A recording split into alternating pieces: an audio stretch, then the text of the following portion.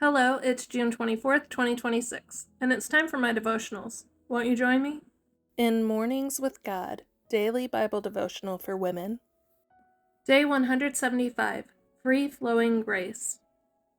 Out of His fullness we have all received grace in place of grace already given. John 1:16. Grace in place of grace already given is a free-flowing grace that never changes. God perceives and understands your life experiences, and He knows the measure of grace you need to be sustained. God sustains you. He extends His grace to help you fulfill your roles and responsibilities. In the moments that feel overwhelming, remember that there is grace for the day. There is grace for your battles and for the uncertainties of life. Always remember that you have access to God's grace in life.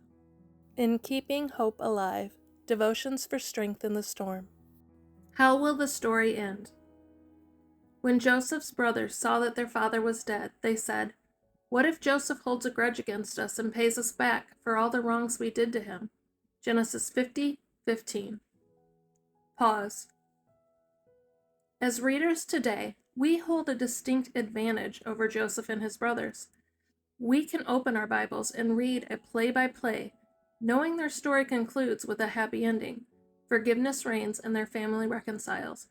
But they weren't privy to that information as their lives unfolded.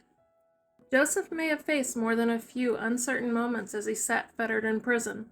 Would he live or die? His brothers may have wondered the same thing about their future as they considered the possibility of Joseph seeking revenge after their father's death. We don't know how our story will play out because God doesn't reveal tomorrow's events today or give us a sneak peek. But here's something we do know for sure. God authors every chapter of our life. He pins the plots that twist and turn, and He leads them to a conclusion that's best in His eyes and written with competency. It might not read as we wish, but it will always be better than what we might have imagined. Ponder. If you could write the conclusion for your current life chapter, what would it look like? Pray. God, I trust You as the author of my story.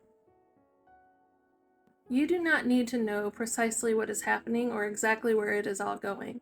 What you need is to recognize the possibilities and challenges offered by the present moment, and to embrace them with courage, faith, and hope. Thomas Merton, Conjectures of a Guilty Bystander. In Joy and Strength. June 24th. In God I will praise His word. In God I have put my trust. I will not fear what flesh can do unto me. Psalm 56:4. Do not fear circumstances. They cannot hurt us if we hold fast by God and use them as the voices and ministries of His will. Trust Him about everyone and everything, for all times and all needs, earth and heaven, friends and children, the conquest of sin, the growth of holiness, the cross that chafes, the grace that stirs. Anthony W. Thorold. I find that it is not the circumstances in which we are placed, but the spirit in which we meet them that constitutes our comfort, and that this may be undisturbed if we seek for and cherish a feeling of quiet submission, whatever may be the privations allotted us. Elizabeth T. King. Wheresoever God may lead you, there you will find Himself, in the most harassing business as in the most tranquil prayer. François de la Montfellon. You know, we don't have to worry about how will the story end, because we have access to unlimited free-flowing grace. I hope you have a blessed day.